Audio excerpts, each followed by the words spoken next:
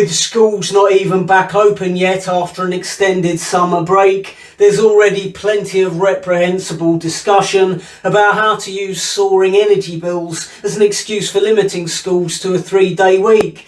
Because 15 weeks off a year just doesn't cut it anymore. What kids really need to set them up properly for the brutal realities of adult life is a 4-day weekend. And you can guarantee that unions will make sure that once the schools do drop down to a 3-day week, teachers will still get paid for working 5, while the rest of us lose money having to take time off work to educate our own kids and heat our own homes for several extra hours each day, yet still be expected to pay our taxes towards an increasingly non-existent state education system.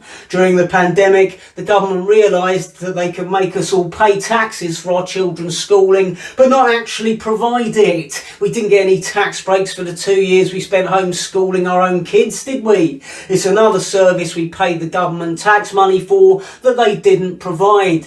Just like with the practically non-existent NHS, it's another instance where our own elected representatives are only too happy to defraud us all.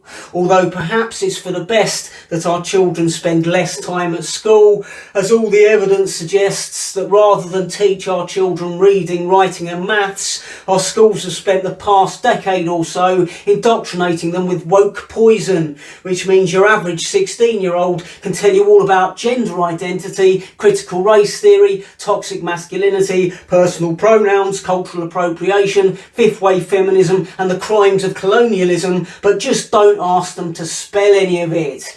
And once they've completed their exorbitant degree in sociology, the cost of which might otherwise have paid the deposit on a small flat or studio apartment, all they're qualified to do is screech incontinently about social justice issues on TikTok.